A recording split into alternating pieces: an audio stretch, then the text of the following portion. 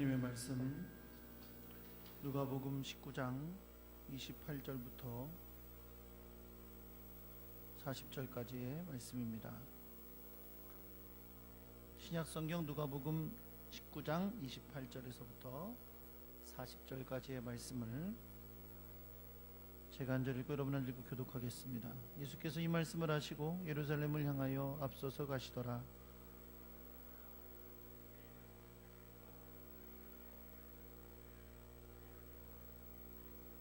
이르시되 너희는 맞은편 마을로 가라. 그리로 들어가면 아직 아무도 타보지 않은 나귀 새끼가 매어 있는 것을 보리니 풀어 끌고 오라.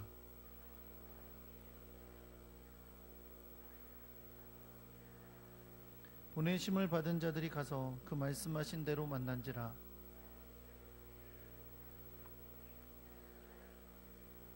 대답하되 주께서 쓰시겠다 하고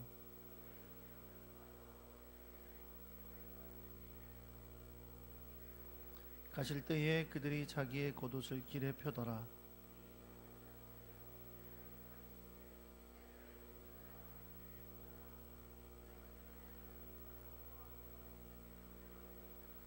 이르되 찬송하리로다. 주의 이름으로 오시는 왕이여, 하늘에는 평화요 가장 높은 곳에는 영광이로다 하니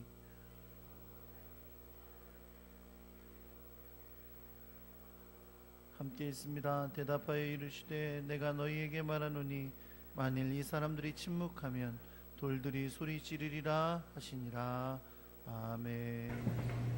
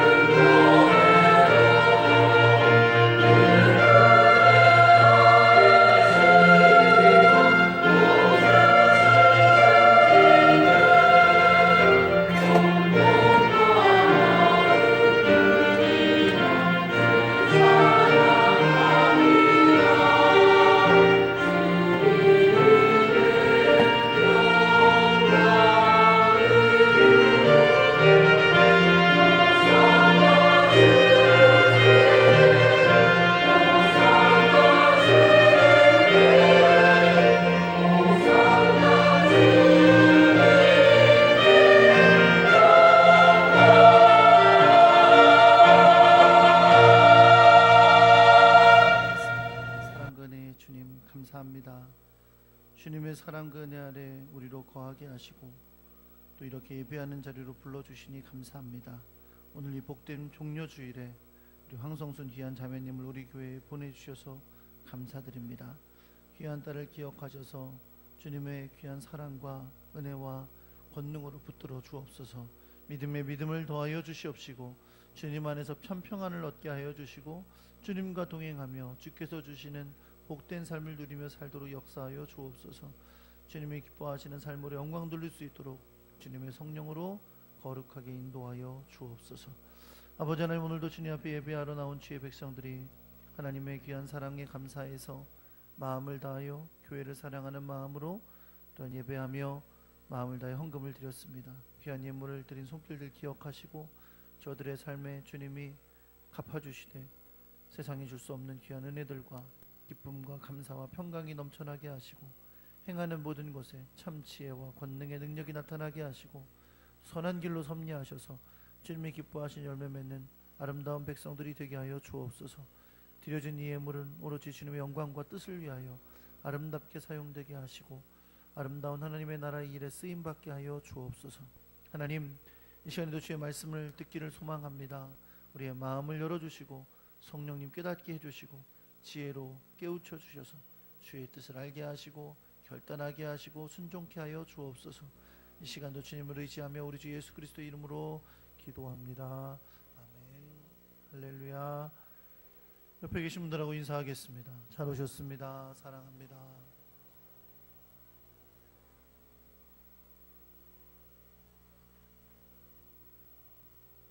주님의 하나님 사랑과 은혜가 여러분과 함께하기를 우리 주 예수 그리스도의 이름으로 축원합니다. 한번 따라해 보겠습니다. 예루살렘을 향하여 앞서서. 요즘은 학교마다 운동회가 옛날같이 크게는 하지 않더라고요. 많이 축소돼 가지고 뭐 오전에만 하고 끝나는 데도 있고 또 학년별로 하는 데도 있고 막 그렇더라고요. 그래도 여전히 운동회 기억하면 100m 달리기 하던 거 그런 거 생각나죠. 달리기 막 4-5명이 뛰고 오면 등수에 따라 도장 찍어주잖아요. 요즘도 도장 찍어주나요? 몇 등이라고 써있는 도장을 막 이렇게 찍어주고 그랬던 기억이 있습니다. 저희 아이들도 운동회 할 때 가보면 아이들이 막 그 100m 달리기 하는데 막 옆에서 같이 뛰면서 막 열심히 막 응원하시는 그런 부모님들도 여전히 많이 계신 것을 볼 수 있었어요. 부모들 마음은 아이들이 남들보다 앞서 달리기를 원하죠. 그렇죠? 앞서서 달리면서 막 1등 하기를 바라는데 안타깝게도 1등은 한 명만 합니다. 여러 명이 다 1등 하면 좋은데 부모만과 같지 않게 한 명만 1등을 하죠. 세상을 살아가는 것도 여러분 마찬가지입니다. 우리가 세상을 살면서도 누구나 다 다른 사람들에 비해서 앞서가기를 바랍니다. 내가 하는 일에 앞선 사람이 되기를 원하고 무엇보다 앞서서 좋은 성과를 얻기를 원하죠. 그런데 이 세상도 마찬가지예요. 누구나 다 1등일 수는 없습니다. 그래서 때로는 1등하지 못하는 것 때문에 낭망하고 절망하고 또 그렇게 되기도 합니다. 여러분은 어떠셨어요? 지난 일주일 동안 살아가면서 남보다 앞서려고 노력하셨나요? 이제 살면서 뭐 앞서요, 그냥 사는 거지 이러시는 분들도 있겠지만 여전히 많은 사람들이 내가 하는 일에 있어서 혹은 내 자녀들이 남들보다 앞서서 무언가를 해나기를 바라고 원하는 일이 많이 있죠. 한 가지 여러분에게 질문해 볼게요. 여러분 지난 일주일 동안 그렇게 사실 앞서기 위해서 열심히 노력하며 사셨을 텐데 그 가운데 다른 사람들을 위해 앞장서신 일도 있으셨나요? 다른 사람의 유익을 위해 혹은 교회를 위해 혹은 하나님의 영광을 위해 앞장서셨던 일도 있으셨습니까? 오늘 저는 여러분과 제가 읽은 이 말씀을 통해서 여러분과 저를 위해 앞장서셨던 한 분을 소개하려고 합니다. 우리가 지난주에 함께 나눴던 말씀처럼 예수님 당시에 예수님을 따르던 많은 사람들은 시간이 지날수록 예수님이 그리스도시고 메시아라는 걸 믿었습니다. 그러나 그들도 예수님이 메시아이시고 그리스도인 건 믿었지만 예수님이 이 땅에 오신 주된 목적은 날 잘 알지 못했어요. 그래서 그저 구약에서 하나님이 보내주신다고 약속하셨던 그 메시아와 그리스도, 메시아 그리스도가 이 땅에 오셔서 당장 곧 하나님 나라를 완성하실 줄 알았어요. 이 말은 무슨 말입니까? 그 당시에 그들이 생각하고 있던 하나님의 나라는 이스라엘의 회복이에요. 이스라엘의 영광이 회복되고 정의롭고 평화로운 나라가 세워지고 그 옛날 다윗 왕이 다스리던 시대에 이스라엘의 큰 영광이 회복되어지는 것, 그것을 꿈꿨었습니다. 이제 예수님이 여리고를 지나서 예루살렘에 가까이 오시잖아요. 그렇죠? 그걸 따르고 오던 제자들과 수많은 무리들은 이제 곧 예수님이 예루살렘에 도착하시면 예루살렘에서 무슨 큰 일이 일어나서 이제 예수님이 그 나라의 왕으로 등극하고 새로운 왕국이 세워지는 걸 꿈꿨었다는 거죠. 그래서 지난주에 예수님께서, 그걸 아시는 예수님께서 제자들에게 가르쳤었던 비유가 뭐냐면 10문화의 비유예요. 그렇죠? 종들에게 한 문화씩 10명에게 나눠주고 먼 길을, 왕위를 받으려고 떠났다가 다시 돌아오는 비유. 그렇죠? 예수님께서 지금은 이제 그들에게 복음이라는 한 문화씩을 다 나눠주고 떠나실 거예요. 그리고 주님이 언젠가 다시 오신다는 걸 비유적으로 말씀하신 내용이었습니다. 물론 이들은 예수님께서 이렇게 말씀하셨지만 그것이 무엇을 의미하는지 잘 이해하지 못했어요.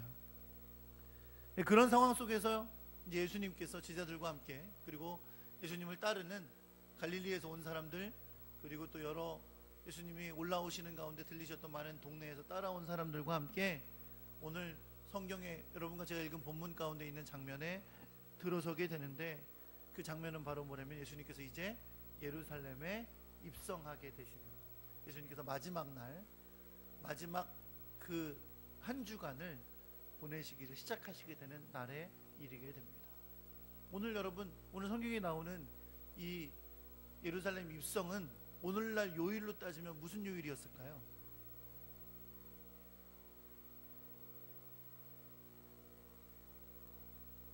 무슨 지금 설교하다 말고 퀴즈를 내냐, 네, 그 생각하시겠어요. 오늘이 무슨 날이라 그랬죠, 여러분? 종려주일이라 그랬잖아요. 그렇죠? 네, 무슨 요일이었을까요? 네, 주일이었어요. 안식일이 지난 그 다음날 주일에 예수님께서 예루살렘에 입성하셨습니다. 그러니까 오늘 본문에 이 사건이 일어난 것이 오늘날 요일로 따지면 주일에 이루어진 사건입니다. 오늘 본문을 시작하면서 28절의 말씀에 보니까 예수님께서 예루살렘을 향하여 가시는 장면을 성경이 이야기하면서 한마디 단어를 집어넣었어요. 예수님이 어떻게 가셨다고 기록했냐면 앞서서 가셨다라고 기록했어요. 한번 따라해볼까요? 앞서서 가셨다. 여러분, 앞서서 가셨다는 건 뭘 뜻하냐면요, 그냥 사람들보다 한 발 앞서셨다 이런 단순한 의미가 아니라 어떤 목표를 향해서 열심히 나아가고 있는 것을 묘사하는 의미예요. 빌립보서 3장 13절 14절의 말씀에도 이 단어가 등장하는데요. 형제들아, 나는 내가 아직 잡은 줄로 여기지 아니하고 오직 한 일, 뒤에 있는 것은 잊어버리고 앞에 있는 것을 잡으려고 표대를 향하여 그리스도 예수 안에서 하나님이 부르신 부름의 상을 위하여 달려가노라. 사도 바울이 그렇게 고백했는데, 이때 뒤에 것은 잊어버리고 앞에 있는 것을 잡으려고 간다라고 했잖아요. 표대를 향하여 달려가는 이 앞에 있는 것을 잡으려고 가는 이 장면의 말씀이 오늘 예수님께서 앞서서 가신다는 장면과 동일한 의미로 사용되고 있어요. 그러니까 예수님께서 앞서서 가셨다는 건 단지 다른 사람들보다 한 발 앞서 계셨다, 먼저 가셨다는 의미가 아니라 어떻게 가셨다는 거예요? 정말 열심히 앞서서, 앞장서서 그 길을 가셨다는 의미입니다. 적극적으로 어떤 목표를 향해 달려가는 그런 모습으로 이 길을 달려가셨다는 거죠. 예수님은 마치 목표를 향해 달려가는 사람처럼 적극적인 모습으로 누구보다 먼저 예루살렘을 향해 가셨고, 결국 이제 예루살렘 바로 앞에 있는 감람산에 도달하시게 되었습니다. 이 감람산에는 벳바게와 베단이라는 동네가 있었는데 그 동네에 있는 근방에 도착하시게 된 거예요. 감람산에서는 서쪽을 향해 바라보면 예루살렘 성이 바로 앞에 보입니다. 이제 감람산에서 내려가서 예루살렘으로 올라가서 들어가기만 하면 되는 그곳에 이르게 된 것이죠. 사랑하는 성도 여러분, 여러분은 어떨 때 오늘 본문에 예수님께서 예루살렘을 향해 열심히 앞서서 가셨던 것처럼 그런 어떤 목적지를 향해 가시게 됩니까? 아마도 무언가 좋은 것이 있을 때 그러겠죠. 유익한 게 있을 때, 즐거운 일이 있을 때, 혹은 무언가 값진 것이 기다리고 있을 때 그렇게 하게 될 것입니다. 그렇죠? 가끔 마트 가면 갑자기 방송 나올 때 있어요. 그렇죠? 벌써 여자분들은 아셔요. 방송 나올 때 있죠? 밑에 식품 매장에서 오늘 갈치를 파격 할인가로 판매합니다. 몇 시부터 몇 시까지만, 뭐 10분 동안만 합니다. 뭐 5분 동안만 합니다. 막 이럴 때 있어요. 그럴 때 사고자 하면 발걸음이 빨라지겠죠.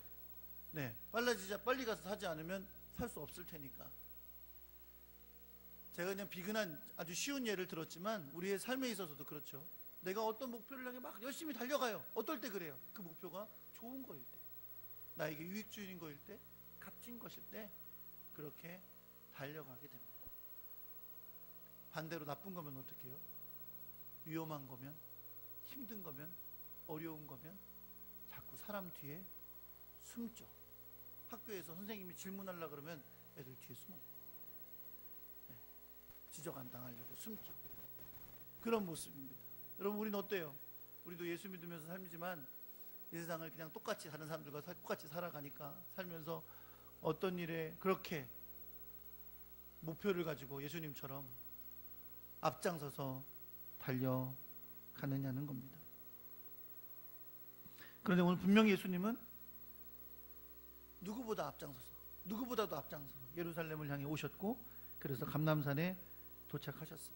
그러면 이제 우리의 입장에서 생각해 보면, 뭔가 좋은 일이 기다리고 있나 보다, 뭔가 행복한 일이 기다리고 있나 보다, 무언가 크게 가치 있는 일이 기다리고 있나 보다.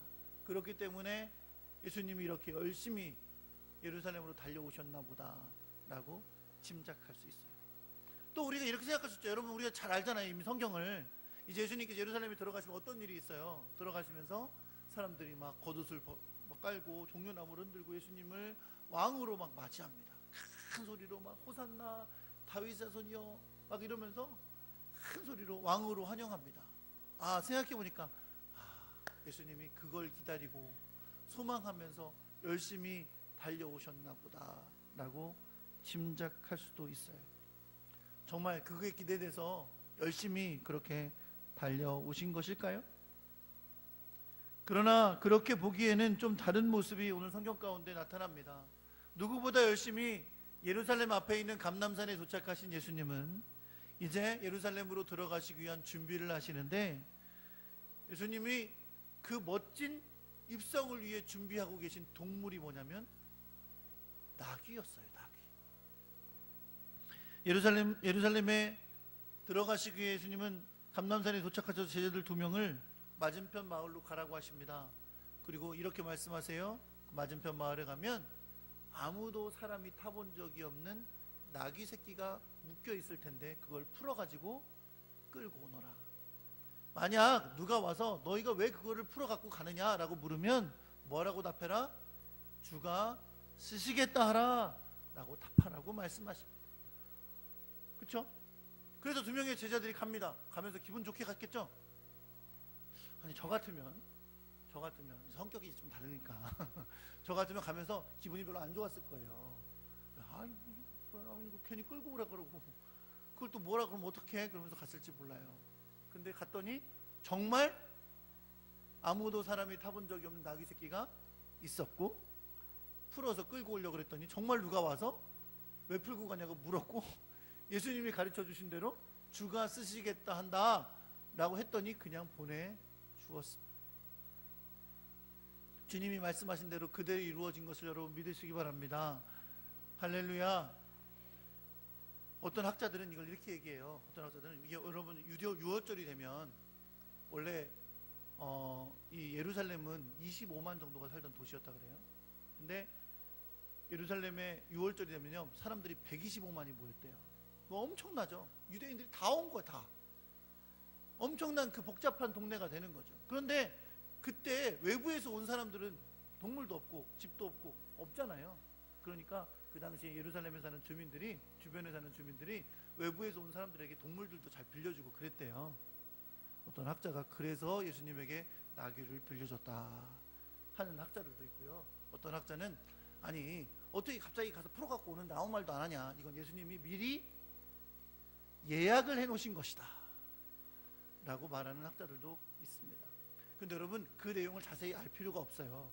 오늘 성경에서 말하고자 하는 건 뭐냐면, 예수님께서 나귀를 타기로, 그것도 나귀 새끼를 타기로 작정하셨고, 그 일이 아무런 꺼리낌 없이 순적하게 이루어졌다는 겁니다.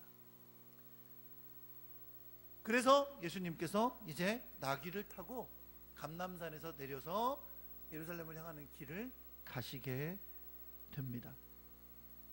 여러분, 근데 왜 나귀 새끼였을까요?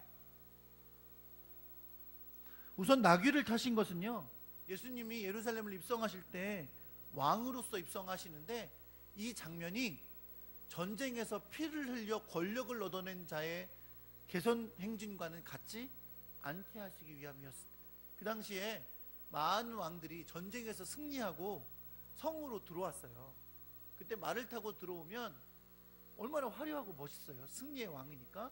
그때도 많은 사람들이 겉옷을 벗어 말 위에 얹어서 앉게 하고, 또 겉옷을 깔고 종려나무를 흔들며 왕을 환영했어요. 그런데 예수님은 말을 타지 않으셨어요. 뭘 타셨어요? 나귀를 타셨고, 그것도 나귀 새끼를 타셨어요. 여러분, 예수님 당시에 나귀는 사람 타는 용도로 쓰여지지 않았습니다. 나귀는 짐을 나르는 용도로 쓰여지던 동물이에요. 근데 그 동물을 예수님이 타시고 들어오신 거죠. 예수님이 이렇게 나귀를 타시고, 특별히 나귀 새끼를 타시고 들어오시는 것은 바로 주님이 그곳에 왕으로 오시지만 칼과 창으로 피 흘림으로 얻은 권력의 왕이 아니라 겸손과 섬김과 희생으로 오시는 왕이심을 보여주기 위함이었습니다. 그리고 여러분, 예수님께서 나귀를 새끼를 타고 들어오시는 이 장면은 성경의 스가랴 9장 9절에서 예언된 말씀이에요.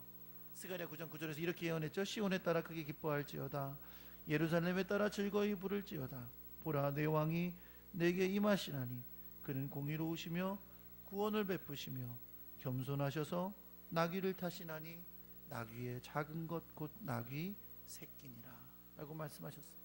무슨 말이냐면, 공의롭고 구원을 베푸실 왕이 이스라엘에 나타날 거예요. 그게 바로 메시아입니다. 선지자가 예언하는 거예요. 그런데 이 왕은 어떻게 올 거다? 나귀를 타되 나귀의 작은 것 곧 나귀 새끼를 타실 것이다 라고 말씀합니다. 그리고 그 이유를 뭐라 그러냐면, 그가 겸손하여서 나귀 새끼를 타고 올 것이다 라고 말씀하고 있습니다. 결국 여러분, 나귀 새끼를 타고 들어오시는 예수님의 왕의 입성은 겸손한 왕이신 주님이 오시는 것, 희생으로, 섬김으로, 낮아지심으로 왕이 되시는 분이 오시는 것을 드러내고 있는 장면입니다. 특별히 여러분, 나귀 새끼를 탔는데, 제가 할 때마다 새끼 나귀 나귀 새끼가 헷갈려가지고 나귀 새끼를 타는데 아무도 사람이 타지 않은 것이라 그랬어요. 구약 성경에 보면 여러 가지 제사에 대한 규정이 있잖아요. 그때 하나님께서 요구하시는 매우 중요한 규정 중에 하나가 뭐냐면, 하나님께 드려질 이 정결한 예물은 사람이 타지 않았어야 하고, 혹은 멍에를 매지 않았어야 하는 거예요. 순전한 것을 하나님께 바치는 거죠. 결국 이 나귀 새끼는 주님 앞에 거룩한 제물로 드려질 예수님의 모습을 상징적으로 보여주는 겁니다. 영원한 제사가 되셔서 우리의 죄를 영원히 씻으실 주님이 왕으로 입성하시는 장면을 보여주시는 장면입니다. 여러분, 결국 이런 거죠. 예수님께서 이 땅에 오셔서 마지막 한 주간을 이제 가실 것인데, 이 한 주간 가운데 나귀 새끼를 타고 입성하시는 이 장면은 결코 우연이 아니라는 거예요. 그 안에 주님이 이 땅에 오신 뜻이 담겨 있고, 주님이 이곳에 오셔서 앞으로 어떤 일을 행하실 것인지에 대한 의미가 담겨 있다는 겁니다. 여러분, 나귀 새끼를 타고 예수님이 입성하세요. 예수님이 오실 때요, 여러분, 예수님 혼자 오신 게 아니에요. 12명의 제자들만 온 게 아니에요. 예수님이 오실 때 갈릴리에서부터 사람들이 따라왔어요. 그리고 갈릴리에서 여러분 예루살렘으로 올라오실 때 예수님이 그냥 쭉 올라오신 게 아니에요. 오면서 여러 유다의 동네들을 들려가면서 그곳에 오셨어요. 그래서 그곳에서부터 또 수많은 무리들이 예수님을 따랐어요. 그 무리들이 예루살렘을 예수님을 따라서 올라가면 예루살렘에서 엄청난 일이 일어날 걸로 기대했다 그랬잖아요. 그렇죠? 엄청난 새로운 왕국이 세워지고 새로운 이스라엘의 역사가 나타날 걸로 기대했어요. 그러고 따라 올라온 거예요. 이제 예수님께서 감람산에서 나귀 새끼를 타고 예루살렘을 향해 가시니까 이제 출발하시는 거예요. 저 예루살렘을 향해 들어가시는 거예요. 이 장면은 보통 장면이 아니죠. 그렇죠? 따라온 사람들의 입장에서도 보면 역사적인 장면이에요. 왕이 입성하시는 거죠. 그래서 어떡합니까? 나귀 새끼에다가 자기 겉옷을 벗어서 올려놓습니다. 그리고 왕 대신 예수님을 태워요. 그리고 출발합니다. 그냥 출발해요? 겉옷을 길가에 깔아요. 사람들 다. 이게 무슨 장면이에요? 왕의 입성을 축하하는 장면입니다. 그렇게 예수님이 나귀 새끼를 타고 예루살렘을 향하여 가시게 됩니다. 그런 가운데 그곳에 있는 사람들이 이제 목소리를 높여 찬양하기 시작해요. 큰 소리로 예수님의 오심을 찬양하기 시작합니다. 나귀 새끼를 타고 가는 그 겸손한 왕에게 사람들이 이렇게 찬양하며 노래합니다. 찬송하리로다. 주의 이름으로 오시는 왕이여, 하늘에는 평화요, 가장 높은 곳에는 영광이로다. 여러분, 이것은 시편에 있는 말씀인데요, 이들이 부르는 노래는 본래 이럴 때 부르는 노래예요. 유대에서 많은 사람들이 예루살렘으로 유월절을 맞아 올라오잖아요. 그렇죠? 근데 이들은 순례자라 그래서 그냥 올라가는 게 아니고 노래를 부르면서 올라갑니다. 찬양을 부르면서 올라가요. 시편에 그런 찬양들이 많아요. 성전에 올라가는 노래, 이렇게 들려진 많은 시편들이 있습니다. 그 가운데 이렇게 예루살렘으로 들어오는 순례자들을 예루살렘 주민들이 함께 맞이하며 응답송으로 부르는 노래가 있어요. 오늘 성경에 나오는 이 노래, 찬송하리로다. 주의 이름으로 오시는 왕이여, 하늘에는 평화요, 가장 높은 곳에는 영광이로다 하는 이 찬양이 바로 그때 불리는 찬양이에요. 그런데 지금 예루살렘과 함께 예루살렘에 입성하고 있는 이들은 이걸 가사를 바꿔서 왕이라는 이름을 집어넣은 거예요. 주의 이름으로 오시는 왕이요, 하늘에는 평화요, 가장 높은 곳에는 영광이로다 라고 그 영광의 주님이 예루살렘으로 입성하시는 장면을 그들이 노래로 부르며 찬양하고 있는 것입니다. 이걸 기분 나쁘게 들은 사람이 있어요. 바리새인들 중에 기분 나쁜 거죠. 왜 이거는 그렇게 부르는 찬양이 하는데 왜 저놈들이 와가지고 저 예수를 왕이라고 부르냐. 그래서 예수님에게 와서 얘기합니다. 뭐라 그래요? 선생이여, 당신의 제자들을 책망하소서. 원래 여러분, 예수님이요 사역하실 때 아직 예수님의 때가 이르지 않았을 때는 어떻게 하셨냐면 병을 고쳐주시고도 어디 가서 얘기하지 마라 이러셨어요. 귀신들이 막 큰 소리를 치고 나가면서 막 난리칠 때도 쉬, 조용히 해라 라고 귀신들도 말 못하게 하셨었어요. 근데 이제는 예수님의 때가 됐어요.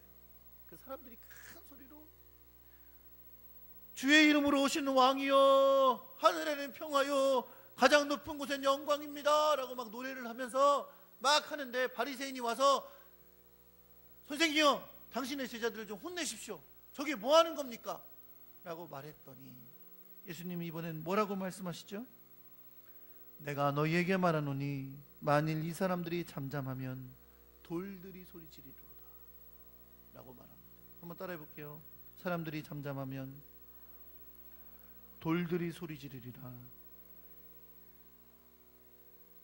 예수님께서 이제는 당신이 이 땅에 오신 것을, 그리고 예루살렘에 입성하셔서 왕으로 등극하시는 것을 사람들에게 선포하도록 허락하시고 있는 거예요.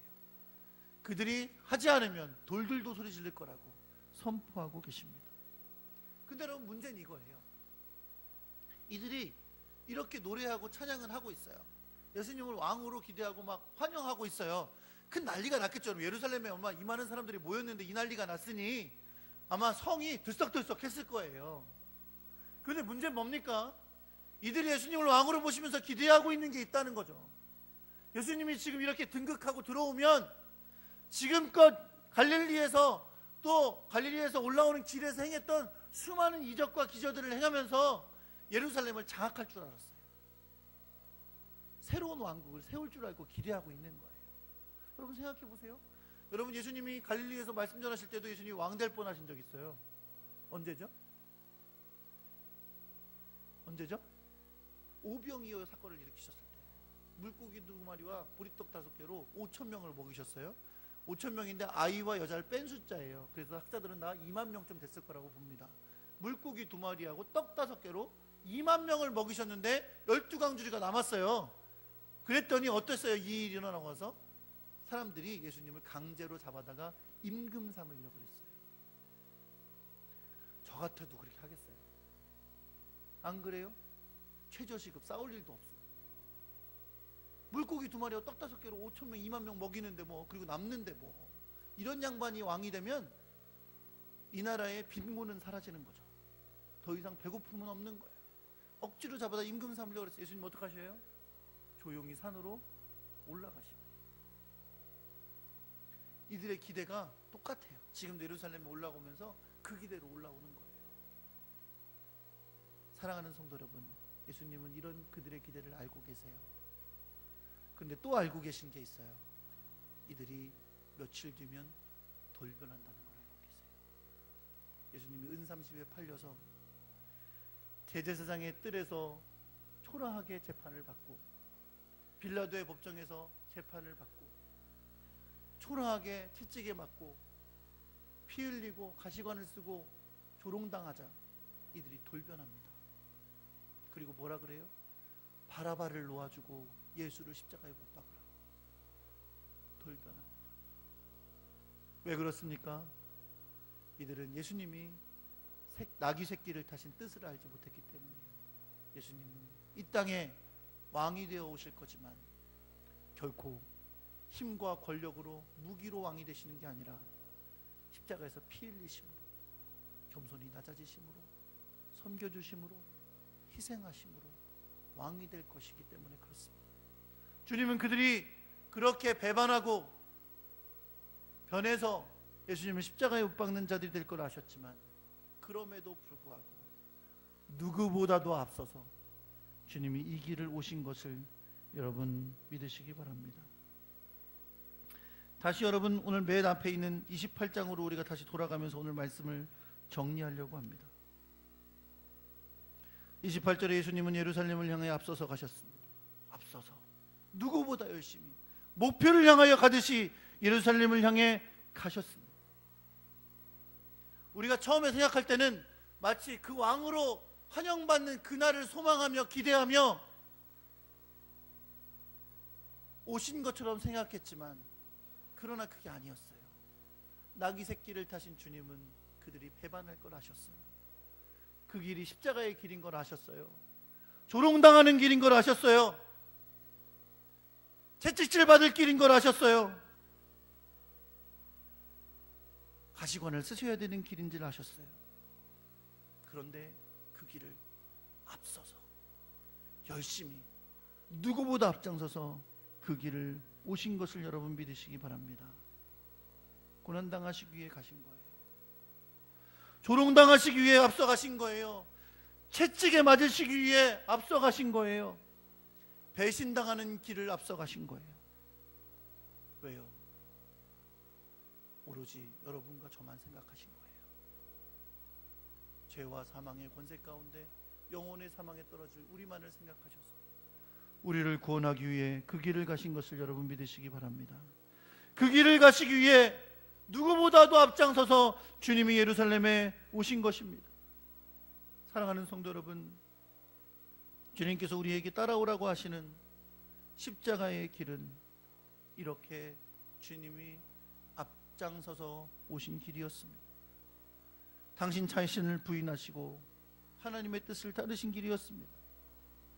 당신 자신보다 우리를 향한 사랑으로 가셨던 길이었습니다. 당신 자신보다 우리를 사망에서 생명으로 옮겨주시기 위하여 가셨던 겸손과 희생의 길이었습니다. 여러분과 제가 이 놀라운 주님의 사랑에 매여 매일매일을 살아가는 하나님의 사람 되기를 예수 그리스도의 이름으로 축원합니다. 주님이 가셨던 그 길을 우리도 소망하며 따라갈 수 있기를 우리 주 예수 그리스도의 이름으로 축원합니다. 내게 유익하지 않아도, 내게 즐거움이 되는 것이 아니어도, 세상적인 가치가 높은 것이 아니어도 나를 살리시기 위하여 앞길로 가셨던, 먼저 가셨던 주님의 귀한 사랑을 기억하면서 우리도 그 사랑에 매여서 그 고난의 길을 우리도 앞장서 갈 수 있기를 예수 그리스도의 이름으로 축원합니다. 어려운 일이 앞에 있으면 자꾸만 뒷걸음치는 나의 모습, 다른 사람들의 뒤에 숨으려고 하는 나의 모습이 우리의 모습입니다.